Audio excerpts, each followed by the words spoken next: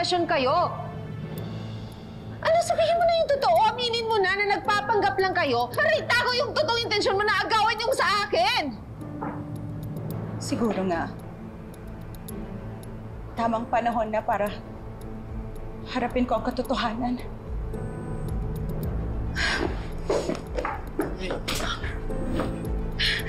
Matagal ko na alam ng lahat! Yung tungkol sa'yo kung sino ka at ano ka! Bakit mo ba ako kailangan saktan? Alam mo, matitiis ko sana ang lahat eh. Kung hindi mo lang pinapangalandakan sa lahat ng tao na bakla ka! What? No! Ayoko na! Napahiya na ako. Nayurangan yung pagkababae ko. Ayoko na kinapakita. Umalis ka na dito, tapos na tayo! Umalis ka na! I'm so sorry! Iho, I think we should be with Divina right now. She must be having a tough time.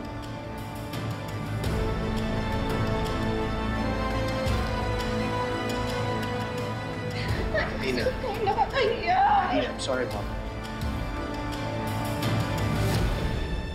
Alam mo naman yung pinagdaanan ko, di ba? Kilala mo ko, Leilani.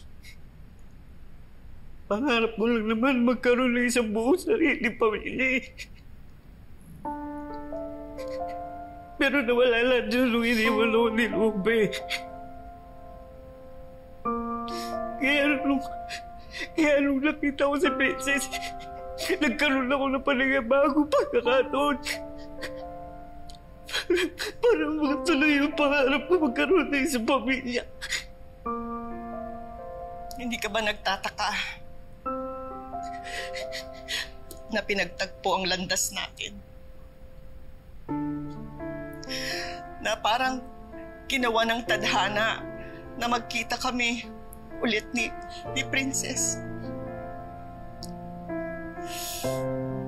Siguro binibigyan tayo ng pagkakataon na itama ang mali at hindi tayo mabuhay sa kasinungalingan.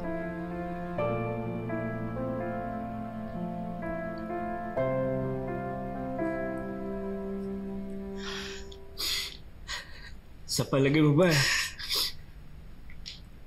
matatanggapan ni Divina si Princess? At kaya pa ba niyang mahalin si Princess? Hindi lumaki sa kanya.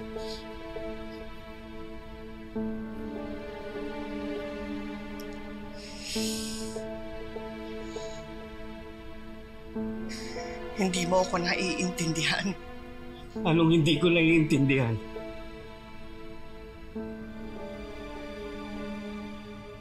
Sa tingin mo kung sinabi mo sa kanya yung totoo, magiging mabait pa siya sa'yo? Hindi! Hindi mangyayari yun!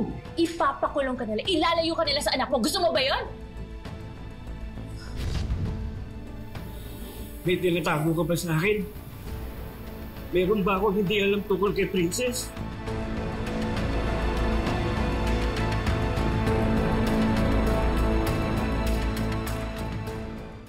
Nakatama ko. Siguro na sobrang desperado ko lang sa pagmamahal. Yung unang tao na napakita sa akin ng atensyon, kumapit agad ako. Nakakatawa kasi parang may naramdaman talaga ako na off. Hindi ko lang mapinpoint kung ano yun. Lalo na nung ayaw niyang makipag-sex. Sabi niya kasi gusto niya munang maghintay na ikasal kami. Kasi ko lahat ng kagagahan ko. Tama na, Iha. Hindi lang naman ikaw ang minsang nabulag at nasaktan dahil sa pagmamahal. Ang importante, nakawala ka na dyan sa relasyon na yan. Hindi naman maganda para sa'yo. Sa totoo lang, naiingit kasi ako sa kung anong meron kayo, Charlene at Raymond.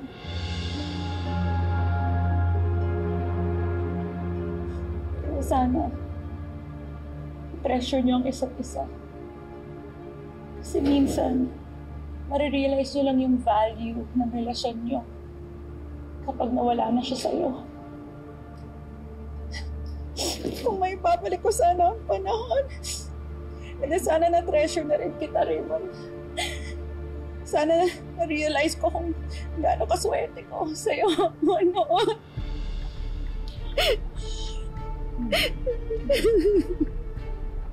I'm sorry.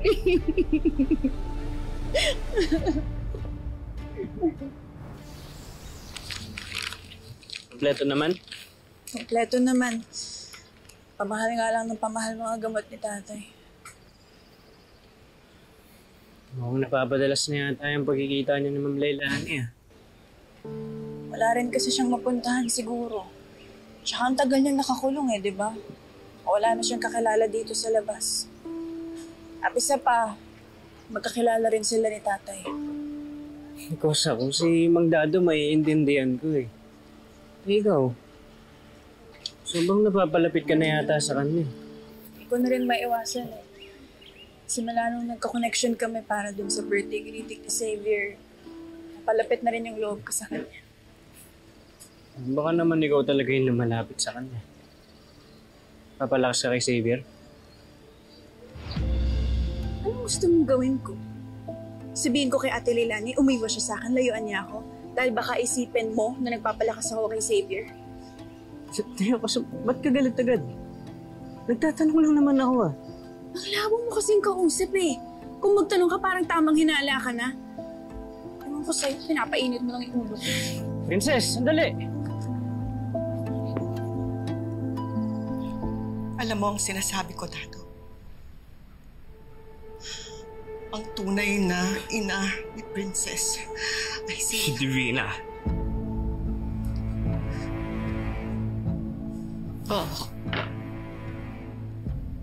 Ikaw ang nakakilala kay Divina at kilala mo si Divina. Ikaw din mismo ang nakakaalam kung makakabuti kay Prince na makilala si Divina bilang nanay niya. Pero pag nagustuhan na anak ko yun, tanggap niya. Sige. Aminin natin yung totoo. Pero tatanungin kita, Leilani. Dapat ba na makilala ni Princess si Divina bilang ina niya?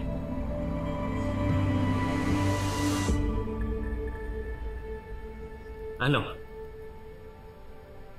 Bakit hindi ka makasagot? Dahil alam mo ang totoo.